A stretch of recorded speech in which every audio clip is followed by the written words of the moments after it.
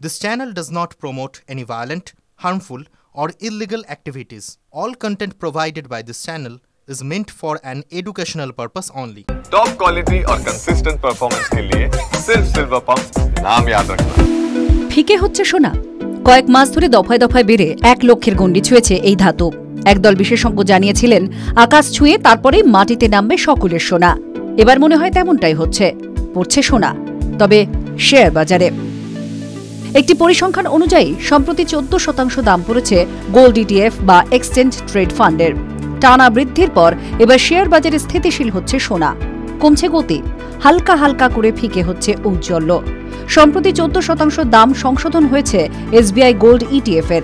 একইভাবে পতন হয়েছে one gold ETF, tata gold ETF এরও, সেগুলি পড়েছে প্রায় 12%। 7 গোল্ড ইটিএফ পড়েছে 7%। একই পরিমাণ পতন দেখা গিয়েছে এলআইসি এমএফ গোল্ড ইটিএফ এ, Mirae asset gold ETF, HDFC gold ETF ও এডেলওয়াইজ গোল্ড ইটিএফ এও। অন্যদিকে কোটাক গোল্ড ইটিএফ এবং ডিএসপি গোল্ড ইটিএফ পড়েছে 6%, জেরোদা গোল্ড ইটিএফ পড়েছে 5%। কিন্তু হঠাৎ করেই কেন এমন ধসে পড়ার ধুম লাগলো?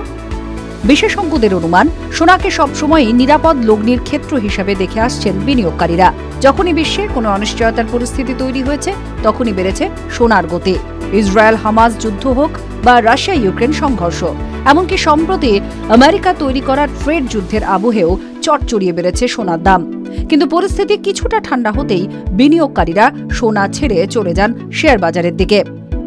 গোল্ড ইটিএফে যখন দেখা গিয়েছে ভাটা, সেই সময় গহনা তৈরির সোনা, যা ডিজিটাল নয়, তাতে বিশেষ প্রভাব পড়েনি।